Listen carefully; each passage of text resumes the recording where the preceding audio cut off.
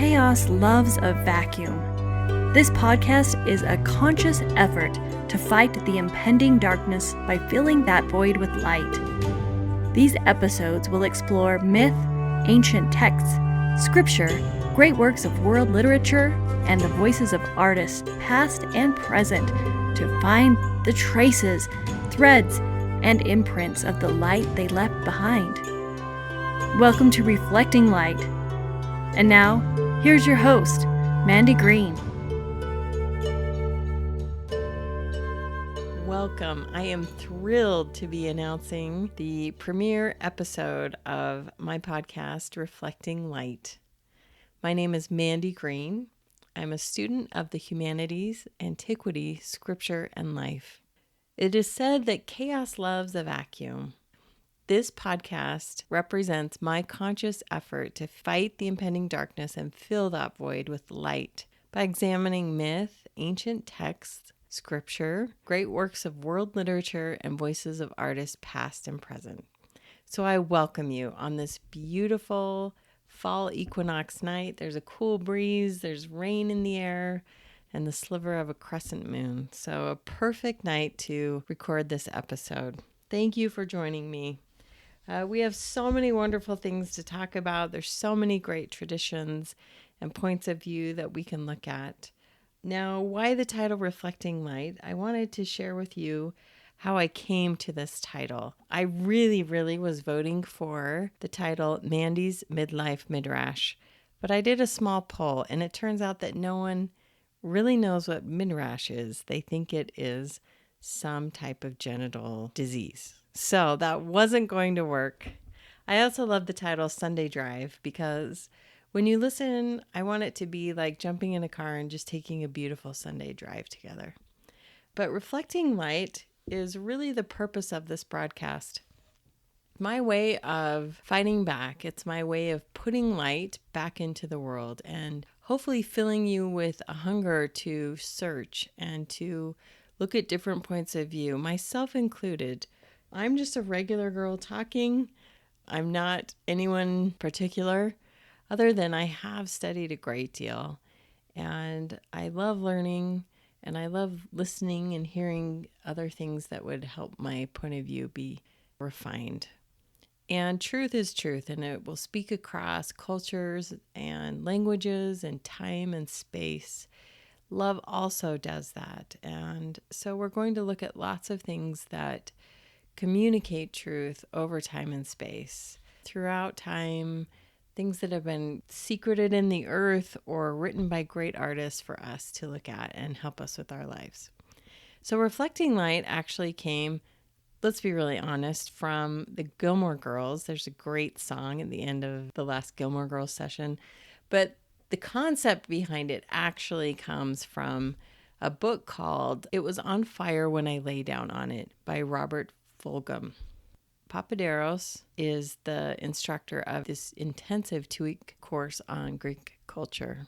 And I wanted to share with you what the author said. He states, Papaderos rose from his chair at the back of the room and walked to the front where he stood in the bright Greek sunlight of an open window and looked out. He turned and made the ritual gesture. Are there any questions? Quiet filled the room. These 2 weeks had generated enough questions for a lifetime, but for now there was only silence. No questions? Papaderos swept the room with his eyes. So I asked, Dr. Papaderos, what is the meaning of life? The usual laughter followed and people stirred to go.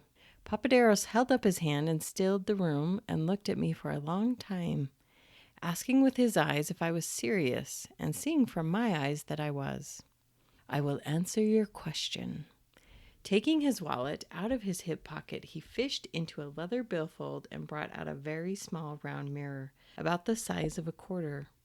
And what he said went like this. When I was a small child during the war, we were very poor and we lived in a remote village. One day on the road, I found the broken pieces of a mirror. A German motorcycle had been wrecked in that place. I tried to find all the pieces and put them together, but it was not possible. So I kept only the largest piece, this one. And by scratching it on a stone, I made it round. I began to play with it as a toy and became fascinated by the fact that I could reflect light into dark places where the sun would never shine, in deep holes and crevices and dark closets. It became a game for me to get light into the most inaccessible places I could find. I kept the little mirror, and as I went about my growing up, I would take it out in idle moments and continue the challenge of the game. As I became a man, I grew to understand that this was not just a child's game, but a metaphor for what I might do with my life. I came to understand that I am not the light or the source of the light, but light, truth, understanding, knowledge is there, and it will only shine in many places if I reflect it. I am a fragment of a mirror whose whole design and shape I do not know. Nevertheless, with what I have, I can reflect light into the dark places of this world, into the black places in the hearts of men, and change some things in some people. Perhaps others may see and do likewise. This is what I am about. This is the meaning of my life. And then he took his small mirror and, holding it carefully, caught the bright rays of daylight streaming through the window and reflected them onto my face and onto my hands folded on the desk. My dear friends, that's what I'm about. I'm not the truth, I'm not the light, but I am someone who is anxious to reflect pieces of truth and little bits of light that I have found in my studies over the year. So that's what our journey will be. George Bernard Shaw said, "I'm not a teacher, only a fellow traveler of whom you have asked the way. I pointed ahead of myself as well as you." I hope you'll join me on this journey as we explore all kinds of wonderful things. I wanted to quote the artist Toni Morrison, who said, "This is precisely the time when artists go to work. There is no time for despair, no place for self-pity, no need for silence, no room for fear. We speak, we write, we do language. That's how civilizations heal." This is an effort to bring healing to you personally, in spite of what may be going on around you or in your situation, that you can find the ways that light has been reflected into your heart and into your experience. I'd like to close with a quote from Rainer Maria Rilke, a German poet of sorts, who really is one of the most profound writers of prose that I've ever come across. I love his words. They're beautiful, they're deep, and they seem to resonate with humanity. So I will close with this quote.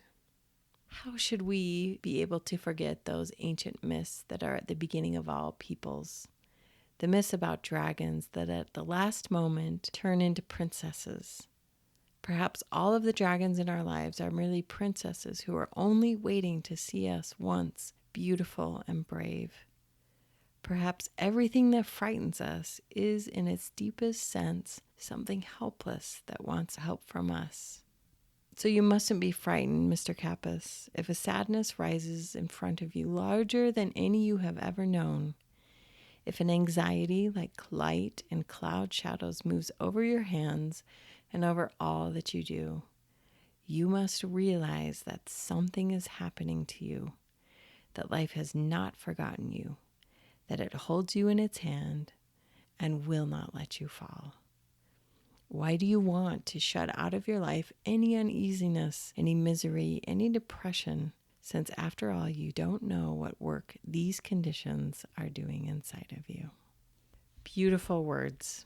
I hope we can, in those words, find that we are brave princes and princesses who are willing to stand against the dragon, and in doing so, see what truly is there in our own courage and engaging in that fight, whatever it is, and going forward with hope and the knowledge that all of this can be used as instruction. All of these problems or depressions or anxieties or the things that riddle our world can, if we will let them, instruct us. And that truth is always to be found. Light is always to be found. And as the great Albus Dumbledore says, happiness can be found even in the darkest of times if one only remembers to turn on the light.